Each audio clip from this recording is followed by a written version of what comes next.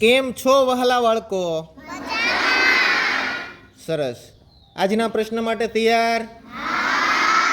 આજનો પ્રશ્ન છે તમારા માટે, આખા વિશ્વમાં સૌપ્રથમ કાગળની ચલણી નોટોનો ઉપયોગ કરનાર સૌથી પહેલો દેશ કોણ હતો? કયા દેશમાં કાગળની સૌથી પહેલા નોટ બની હતી? તમે અત્યારે જે સિક્કા જે આવતા ને પેલા સિક્કા હતા, કાગળ નહોતા ટૂંકમાં. બોલો હિતવા બેન. ભારત ના બેટા. બોલો નીતિનભાઈ. ચીન. તમારો જવાબ બિલકુલ સાચો છે.